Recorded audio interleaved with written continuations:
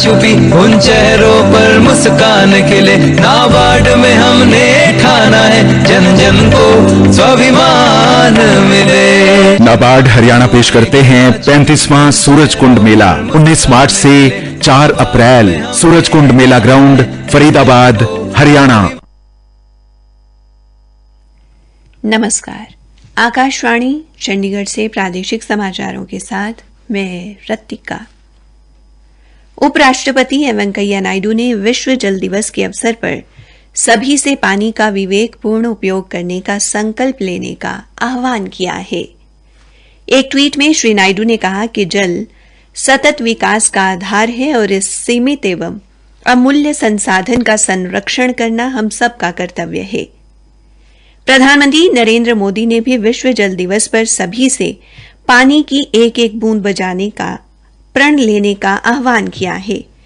एक ट्वीट में श्री मोदी ने कहा कि हमारा देश जल संरक्षण और नागरिकों की स्वच्छ पेयजल तक पहुंच सुनिश्चित करने के लिए जल जीवन मिशन जैसे कई उपाय कर रहा है। उन्होंने कहा कि पिछले कुछ वर्षों में देश के सभी हिस्सों में हो रहे अभिनव प्रयासों के साथ जल संरक्षण को एक जन आंदोलन बनते देखना खुशी की बात है। प्रधानमंत्री ने उन सभी व्यक्तियों और संगठनों की सराहना की जो जल संरक्षण की दिशा में कार्य कर रहे हैं। विश्व जल दिवस के अवसर पर आज अंबाला जिले में कई कार्यक्रम आयोजित किए गए। अंबाला छावनी नगर परिषद के सचिव राजेश कुमार ने कर्मचारियों को जल संरक्षण बारे जागरूक करते हुए कहा कि जल है तो कल है। उन्होंने बताया कि नगर परिषद द्वारा जल संरक्षण को लेकर कई अभियान चलाए जा रहे हैं। पौधारोपण का कार्य तेजी से चल रहा है और विभिन्न स्कूलों व कॉलेजों में जाकर भी लोगों को जल संरक्षण के लिए प्रेरित किया जा रहा है। हरियाणा के मुख्यमंत्री मनोहर लाल ने कहा कि वर्ष 2022-23 का बजट अंत्योदय का समर्पित है। सरकार का उद्देश्य पंक्ति में खड़े अंतिम व्यक्ति का उत्थान करना है।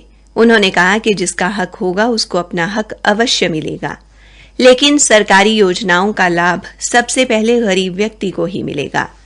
मुख्यमंत्री कल विधानसभा के बजट सत्र के दौरान बजट अनुमानों बारे चर्चा पर अपना जवाब दे रहे थे।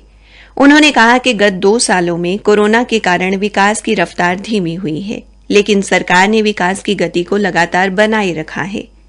उन्होंने कहा कि हमारा राजस्व घाटा 3% से कम है।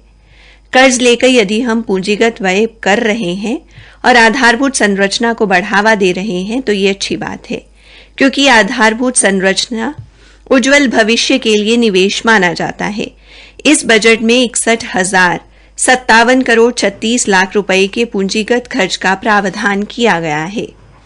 मुख्यमंत्री ने कहा कि केंद्र सरकार ने नई पेंशन योजना के तहत सरकार के हिस्से को 10% से बढ़ाकर 14% कर दिया है, जिसका अनुसरण करते हुए हरियाणा सरकार ने इस वर्ष जनवरी से सरकारी हिस्से को 10% से बढ़ाकर 14% कर दिया है।